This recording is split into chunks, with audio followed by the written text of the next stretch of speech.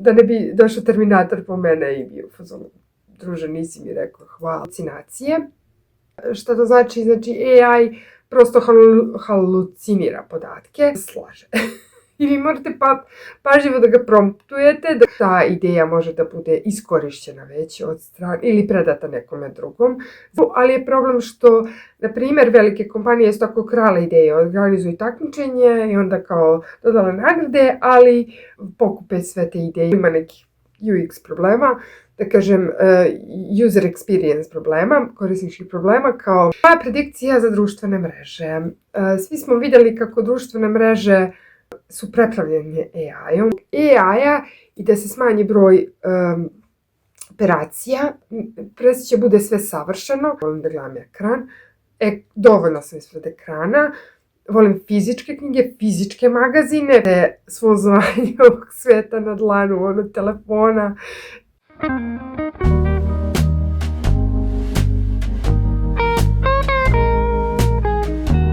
Zdravo mili moji, dobrodošli na ovaj video Čajanka sa Jacom.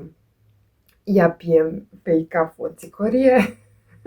Ja želim na ovom kanalu da se predstavim malo bolje, zato što mislim da ja sam jako komplikovana ličnost i meni ne može samo da predstavi slikanje, kao ja sam slikar i to je to, ja nemam jedno drugo interesovanje. A u suštini, ljudi moji, ja sam toliko složena, možda čak i ADHD, još nisam ustanovila zato što imam gomilu interesovanja i ja želim da pričam o svim interesovanjima. Sad sam rešila da ovaj kanal uništim skroz, da ne bude samo slikanje. Hoću da kažem da je mnogo teško kada ja imam interesovanje i za napredak u budućnosti, i za tehnologije, i za berzu, i za dešavanje u svetu, a kao na kanalu pričamo samo o slikanju, a slikanje je bukvalno 25% od mog života, a ja želim da vi mene upoznate i kome gotivi, kome ne gotivi, neće da gleda ovaj video.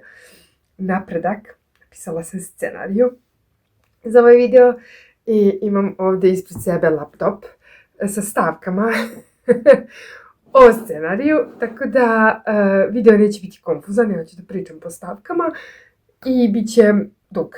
Tako da se odmah pripremite, uzmite čaj i kafu, jer ovaj video će potraje. Ja u ovom videu pričam o AI tehnologiji, ChatGPT-u, pričat ću o da li društvene mreže umiru.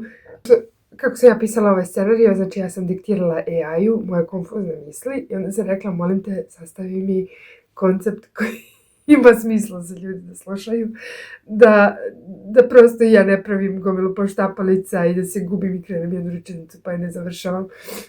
Pravim predviđanje u razvoju tehnologije, o razvoju društvenih mreža i ovo je sve iz perspektive umetnika, slikara i UX, UI dizajnera i product dizajnera, što sam sve ja. Da objasnim za one koje nisu gledali preko videa, znači UX, UI i product dizajner je u stvari dizajner za web sajtove i aplikacije. I samim tim to je moj daily job, ali to je kao volim da gledam i da istražujem, volim da razmišljam o tome, o budućnosti, kako se kreću društvene dešavanja, kakve nam tehnološke inovacije dolaze. Tako da sam malo paradoks sa svojim vilinskim slikama. AI kao pokretač promjena.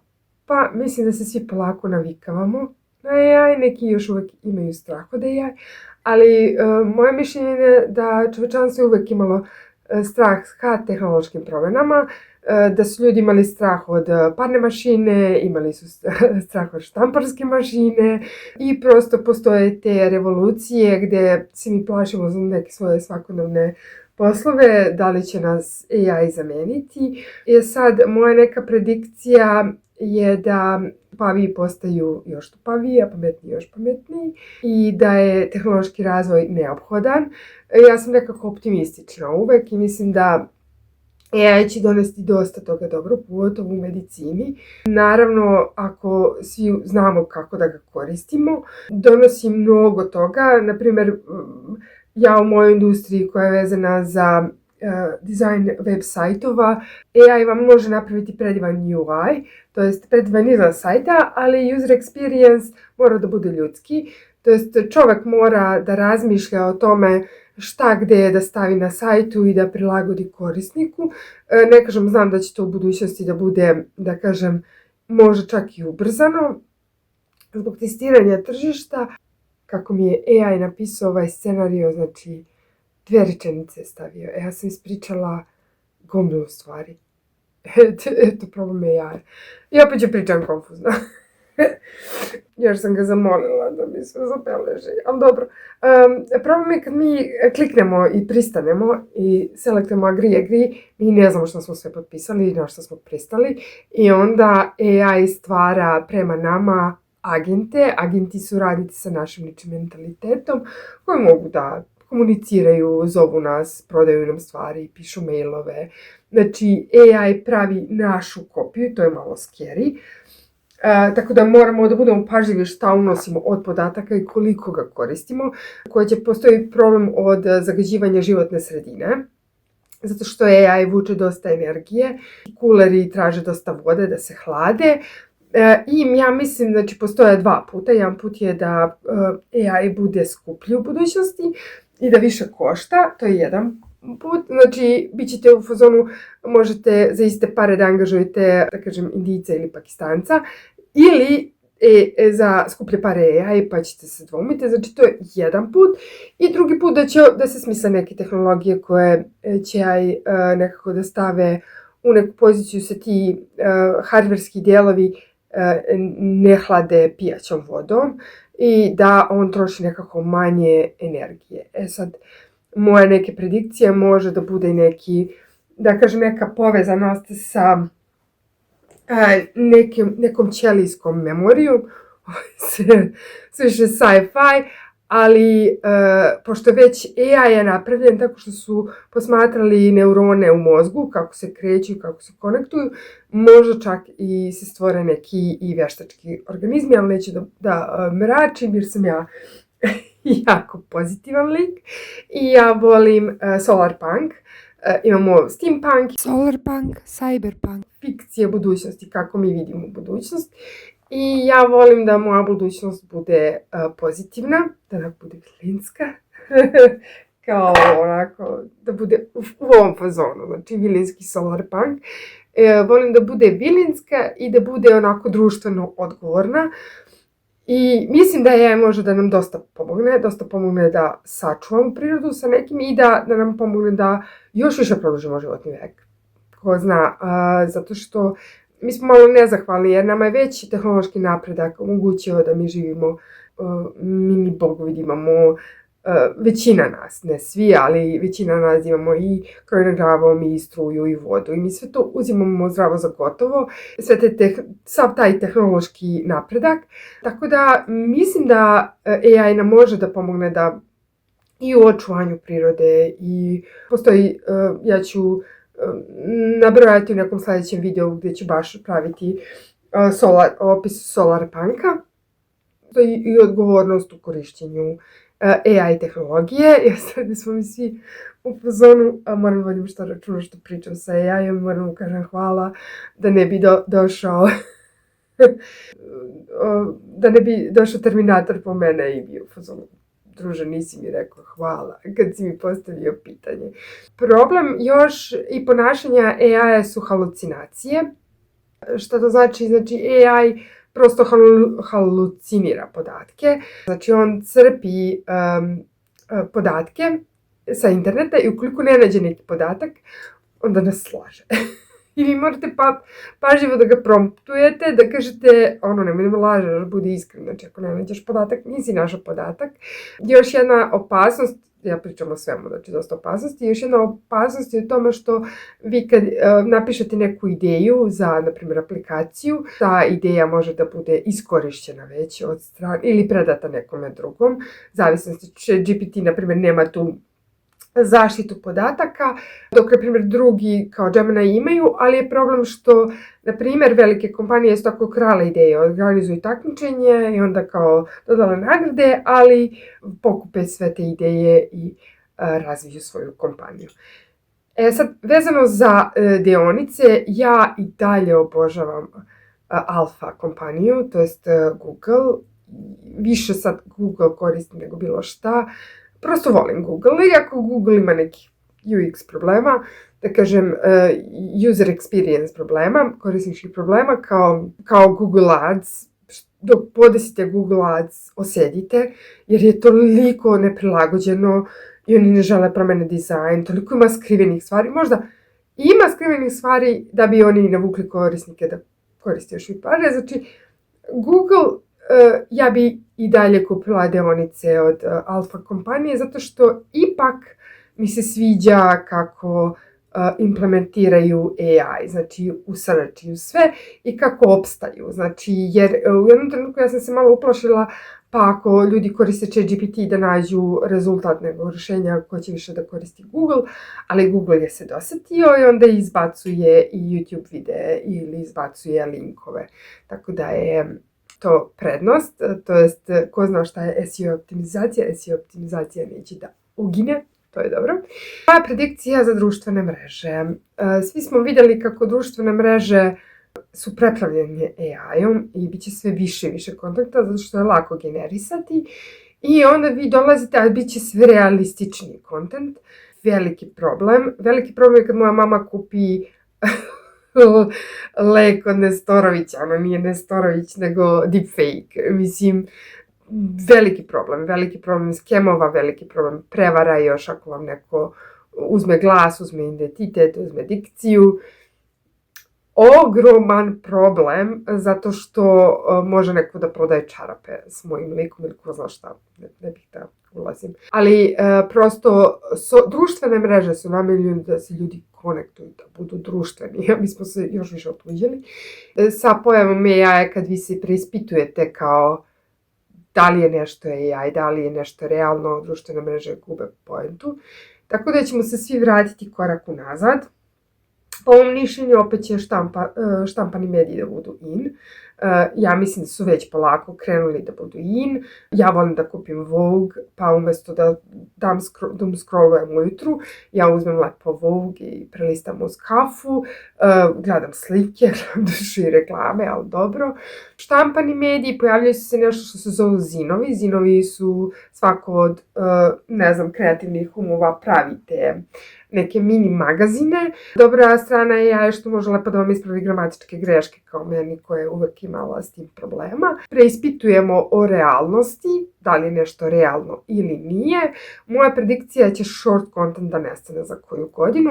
Još smo u nekom segmentu da ima otprilike 50-50%. Prosto i ljudi shvataju da je short content problem zato što deluje kao rulet i vi se navlačite na taj short content, vi krenete da listate i on deluje kao da ste dobili na lutri kada vi vidite jedan dobar video. Znači vidite jedan dobar i vidite 5 glupih i prosto vama se endorfin povećava. Međutim, povećava vam se i nivo kortizola, to jest hormona stresa u organizmu, tako da vi izlažete vaš organizam stresnim situacijama. Društvene mreže će da se formiraju za duži kontent koji može da se gleda na TV-u. Vi možete gledati mene koja brblja sat vremena. I ja volim da gledam long content, volim da pustim predspavanje, volim da pratim te ljude koji pričaju i o knjigama, i o slikarstvu, i o umetnosti, i predikcijama budućnosti. To će da opstane, zato što je vama vrlo teško da se generiše sat vremena videa i da prosto ja više i ne sjećem i ne katujem i ne montiram ove poštapalice, ali mislim da su poštapalice, to jest ovaj onaj, jako bitne da vi delujete kao ljudsko biće. Ne kažem da AI u budućnosti neće moći da izimitira, ali opet ne može AI da zrači energijom kao što zrači osoba. I mislim da će prosto zbog AI-a i da se smanji broj operacija, će bude sve savršeno, tako da ljudi kojima se vide malo neke borice, podočnjaci, krivi zubi, sve to je neka lična autentičnost i nije presavršeno i nije prelepo. Meni je žao za društvenu mrežu Pinterest koja nestaje jer je 50% kontenta AI i sve je ružno. Jer AI nema nekako osjećaj za lepo, nema osjećaj za kontrast. Sve generiše onako, ako je roza soba, ona je sva roza s nekim ružama, too much. I jako je teško promptovati da vam nešto kreativno da. Ja, na primjer, u dizajnu može da mi pomogne malo da dođem do nekih prvih ideja koje mogu da ubrzam proces i da ponudim klijentu, na primjer kad se radi logo, ja tu, ili radi se branding kit vam su ideje koje vi pokažete klijentu kad radite aplikaciju ili kad radite web stranicu. I taj branding kit je u stvari nešto gdje on dobija utisak o toj emociji koja će da zrači ta aplikacija i taj sajt i meni, na primjer, pomogne u tom nekom generisanju nekih brzih stvari za koje su meni ranije bile potrebne 2-3 sata i ja to dođem do 20 rješenja, vizualnih rješenja za lupam sat vremena, što mi je nekad bilo potrebno i 20 sati, ali u suštini ja sam ona koja svodi dizajn, ja sam ona koja pravi taj identitet i tu ne može AI da zameni. Da li će da menja? Pa ako želite nešto jednostavno ne pretjerano originalno, jeftinije, AI će moći i da zameni UI, ali user experience ne, zato što biti čovjek je jako, kao što sam ja nisam samo slikar, ja sam mnogo komplikovana ličnost i koliko me da internet pokrade u tom identitetu, opet ne može to toliko da se emotivno iskopira, tako da ja nisam uplašena za AI, uplašena da će, da kažem, glupi ljudi da postanu još gluplji, to jest mi vidimo neke psihičke posljedice od scrollovanja kod dece i, na primjer, pojavit će se možda i te Google Glasses, te naočare koje vas uvode u AI VR, a ja sam pričala, ostavit ću ovdje, o problemu perifernog vida i ja sam se u prošlosti bavila sa AR i VR 3D modelima i onda je to veliki problem zato što možda nešto u perifernom vidu vama uđe u svest, vi toga niste svesni, da li to bila reklama, da li to bilo neko osjećanje, možda noćna mora, znači mislim da ljudi će ipak, kao što ja volim fizički da čitam knjige, ne volim da gledam ekran, dovoljno sam ispred ekrana, volim fizičke knjige, fizičke magazine, fizičke stvari, mislim da će sve da se vrati korak unazad i da više koristi vinil ploče, da pravi magazine, da skuplja magazine, vratit ćemo se polako, da kažem, long content će ostati na TV-ima, tako da to je to. I zaključak. Zaključak ovog videa je da će kreativnost da bude još na većoj ceni. To je moja predikcija. Znači, onaj ko je kreativan, on će da opstane. Zato što vi kad ste kreativni, vi sad imate alat u rukama i možete da lakše dođete do znanja koje vam je potrebno da realizujete kreativnost. Naprimjer, ako želite lepu baštu, lakše dolazite do znanja o semenima, dolazite do znanja o sadnji, dolazite zbog interneta, ne samo zbog AI-a. Ako lupam želite da slikate, lakše dođete isto do znanja. Ako želite da napravite aplikaciju, imate ideju, želite da rešite neki društveni problem, da ljudima bude lakše, imate svo znanje ovog sveta na dlanu, ono telefona i mislim da prosto kreativci će biti jako na cijeni, tako da je to negde poruka za ljude koji slikaju i crtaju, da gaje svoju, da treniraju svoju kreativnost. Kreativnost se trenira pisanjem i slikanjem, tako da ako nemate baš slikarsku veštinu, vi pišite i prosto stvarajte što više, jer je kreativnost i mišić koji se trenira. Također čitajte knjige, zato što knjige vam podržavaju maštu I kada čitate knjigu vi zamišljate i tog lika i taj predeo i tu emociju, vi ulazite u fikciju i fikcija je nešto što će biti blago u budućnosti, jer onaj ko je maštovit, on će i imati posla i imati para i moći da osmisli sebi život na najbolji način. Eto, to je za kraj ovog mog videa. Hvala što ste pratili, nadam se da ste uživali u ovom mom dugačkom raznolikom izlaganju. Nadam se da nisam mnogo poštapalice pravila i vidimo se u nekom sljedećem videu. Vi ste najdivnija publika. Ćao, ćao.